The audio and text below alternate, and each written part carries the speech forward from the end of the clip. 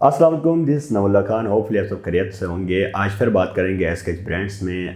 जैसे कि आप जानते हैं, आप चाहे दराज के ऊपर काम करें या फिर अमेज़ॉन के ऊपर करें, ऑनलाइन स्किल्स कोई भी स्किल है वो वक्त के साथ साथ अपडेट होती रहती है और उसके इन एंड आउट्स को हर वक्त आपको देखना होता है। अदरवाइज़ आप उसके साथ अपडेट नहीं रहते तो फिर आपके लिए प्रॉब्लम्स होती रहती हैं।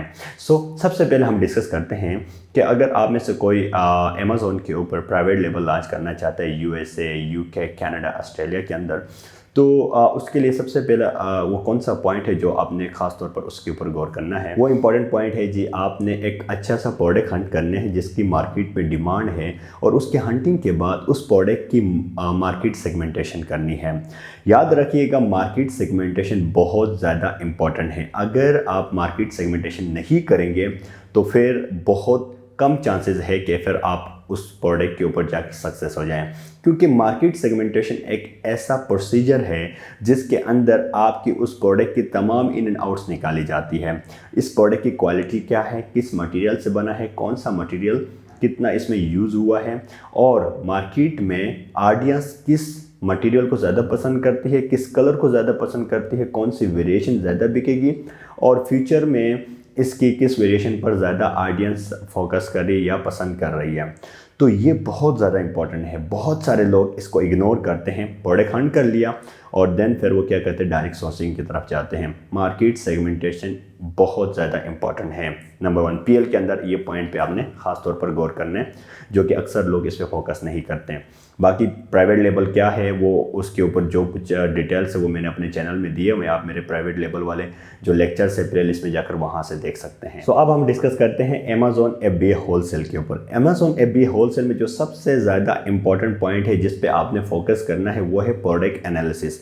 बहुत सारे लोग इस चीज़ को इग्नोर करते हैं। Product analysis Amazon FBA wholesale हो या प्राइवेट लेबल हो, इसके अंदर बहुत ज़्यादा इंपॉर्टेंट है, क्योंकि जो कुछ आप प्रोडक्ट दोगे, जैसा प्रोडक्ट आप लेके जाओगे वैसे ही आपको रिजल्ट्स मिलेंगी। इसी तरह से अमेज़ॉन एफबीए होलसेल में प्रोडक्ट एनालिसिस कैसे करनी है इसके ऊपर मैंने लेक्चर तो दिया हुआ है, लेकिन प्रोडक्ट एनालिसिस को आप जब तक सही तरह नहीं करेंगे उससे पहले ना तो आपकी अच्छी सेल्स निकलेंगी और ना ही फिर आप उस प्रोडक्ट में अच्छा प्रॉफिट जनरेट कर पाएंगे। लास्ट टाइम मेरे पास एक क्लाइंट आए थे, उनका केस ये था कि उन्होंने एक प्रोडक्ट हंट किया था और उस प्रोडक्ट का बीएसआर भी बहुत अच्छा था और कंपनी से भी उनको डायरेक्ट ब्रांड से अप्रूवल भी मिला, लेकिन वहाँ उन्होंने मिस्टेक ये किया कि उन्होंने उस प्रोडक्ट की प्रॉपर एनालिसिस नहीं की, उसकी हिस्ट्री चेक नहीं की कि ये product last 3 month, last 6 month and last 1 year में इसके ऊपर कितने सेलर्स एफबीए के आए थे और उन्होंने सेल किया और देन करंटली कितने हैं, और उसको देखते हुए फिर आपने डिसीजन लेना होता है।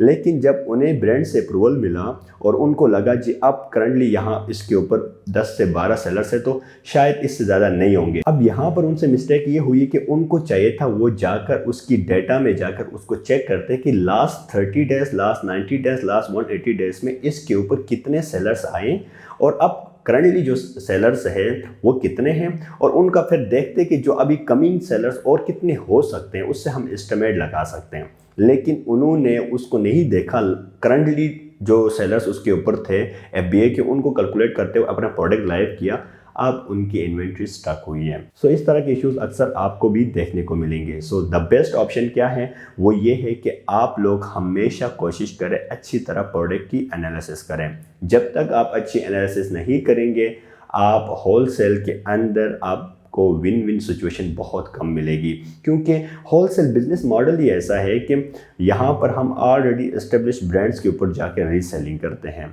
तो जब तक आप अच्छा प्रोडक्ट लेकर नहीं जाओगे उसकी वहाँ पर अच्छी सेलिंग नहीं होगी। अच्छी सेलिंग नहीं होगी, आपके जो आपका बजट है वो सर्कुलेट नहीं होगा, जो आपका इन्वेस्टमेंट जो आपने किए हैं वो सर्कुलेट अच्छी तरह नहीं होगा, जिससे फिर ऑटोमेटिकली आपको लॉस ही होगा। तो द बेस्ट ऑप्शन आप हमेशा एनालिसिस करें।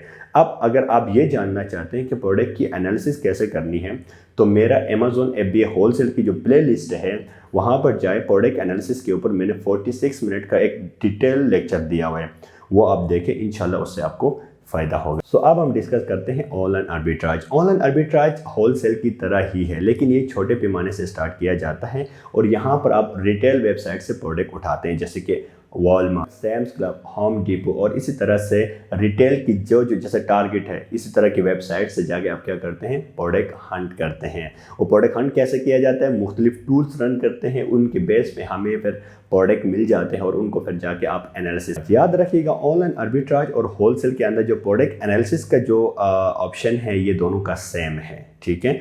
जैसी एनालिसिस आप होलसेल के लिए करते हैं वैसे ही ऑनलाइन आर्बिट्राज के लिए आपको करना पड़ेगा, क्योंकि यहाँ पर हम FBA करते हैं, ठीक है। अब यहाँ पर अगर आप खुद FBM करते हैं तो फिर उसमें फिर ये सारी चीज़ें थोड़ी सी मुख्तलिफ होंगी, ठीक है। तो अब ऑनलाइन आर्बिट्राज में मेन पॉइंट क्या है? नंबर 1, सबसे पहले आपने वो प्रोडक्ट्स ढूंढना है जिनके ऊपर सॉफ्ट अप्रूवल मिल जाए, ठीक है। सॉफ्ट अप्रूवल से मुराद ये होता है कि जब आप उस प्रोडक्ट की SN को लेकर अमेज़ोन पे अपने सेलर सेंटर पे मी टू करते हैं तो वो बगैर कोई डॉक्यूमेंट दिए डायरेक्ट अप्रूव हो जाए और वो प्रोडक्ट आपकी लिस्ट हो जाए, इसको सॉफ्ट अप्रूवल आप कह सकते हो, ठीक है।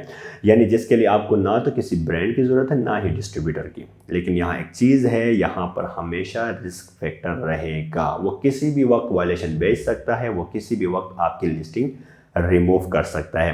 लास्ट टाइम मेरे पास इस तरह का एक केस आया था जिसमें उनकी लिस्टिंग ही रिमूव हुई। सो ऑनलाइन आर्बिट्राज में जो एक रिस्क की फैक्टर है वो ये है कि यहाँ पर हम ना ही ब्रांड, ना ही डिस्ट्रीब्यूटर, ना ही होलसेलर से अप्रूवल लेते हैं। हम directly Walmart, Sam's Club, Home Depot या टारगेट जैसे इस तरह की बड़ी रिटेल वेबसाइट से लेकर क्या करते हैं, प्रोडक्ट लेके जाते हैं और फिर वो प्रोडक्ट्स हम 20-30 यूनिट्स करके अपना किसी प्रेप सेंटर भेजते हैं, वहाँ से FNSQ लगा या पैक ऑफ 2 हुआ, देन उसके बाद हम अमेज़ॉन FBA करते हैं। लास्ट टाइम मेरे पास होलसेल का एक केस आया था, वो ये था कि उन्होंने प्रोडक्ट्स जब लाइव किए तो उसके कुछ ही टाइम बाद अमेज़ॉन ने उस लिस्टिंग को ही रिमूव किया। एक होता है आपके जो SN है या आपके जो इन्वेंट्री उसको स्टक किया जाता है, आपको रिस्ट्रिक्ट किया जाता है। दूसरा फैक्टर ये होता है कि वो जो लिस्टिंग है वो उस पूरी को ही डिलीट किया जाता है या रिमूव किया जाता है। ये इश्यूज़ कब आते हैं? ये इश्यूज़ तब आते हैं, याद रखिएगा, सम टाइम क्या होता है, जो बहुत बड़े ब्रांड्स होते हैं उनको इतना इन चीज़ों के ऊपर नहीं देखते होते हैं कि उनकी जो लिस्टिंग है अमेज़ॉन के ऊपर वो इतने वायलेशंस नहीं बेचते, डेली वो मॉनिटर नहीं करते हैं। वो एक ही दफ़ा उनकी जो टीम बैठती है, बैठने के बाद वो देखते हैं कौन कौन उनकी लिस्टिंग को वायलेट कर रहा है और किसने इनकी लिस्टिंग को डुप्लीकेट बनाई हुई है, ठीक है। अब बहुत सारे जो छोटे होलसेलर्स या सप्लायर्स होते हैं वो क्या करते हैं, उनसे बल्क में लेते हैं और फिर ऐसे ब्रांड्स की डुप्लीकेट लिस्टिंग बनाते हैं, ठीक है। उसको बनाने के बाद रैंक कराते हैं और वो जब तक चलती है, जब तक वो ब्रांड वायलेशन नहीं बेचता, वो उस लिस्टिंग को बिल्ड करके अपने आप को एज अ होलसेलर या ब्रांड अपीयर करके वो प्रोडक्ट सेल कर रहे होते हैं। तो आपने इन चीज़ों से भी बचने के लिए द बेस्ट ऑप्शन हमेशा ब्रांड से ये चीज़ कंफर्म कर दे। किसी भी डिस्ट्रीब्यूटर, सप्लायर से जब आप प्रोडक्ट लेते हैं तो उस जो प्रोडक्ट आप लेते हैं उस प्रोडक्ट की जो ब्रांड है उनसे कंफर्म करें कि ये डिस्ट्रीब्यूटर या होलसेलर आपका एथोराइज्ड है या नहीं। क्योंकि जब मेरे उस क्लाइंट को ये इशू फेस आया तो उन्होंने जब ब्रांड से कांटेक्ट किया तो ब्रांड ने कहा हमें पता भी नहीं है जिससे आपने प्रोडक्ट उठाया। तो इस तरह के इश्यूज़ कभी आपको भी फेस करने पड़ेंगे अगर आप इन पे फोकस नहीं करेंगे। तो ये कुछ पॉइंट्स थी, मैंने सोचा आप लोगों से शेयर करूँ। Thank you very much. इंशाल्लाह नेक्स्ट लेक्चर मिलेंगे। अपना ख्याल रखिएगा। अल्लाह हाफिज़। पाकिस्तान जिंदाबाद।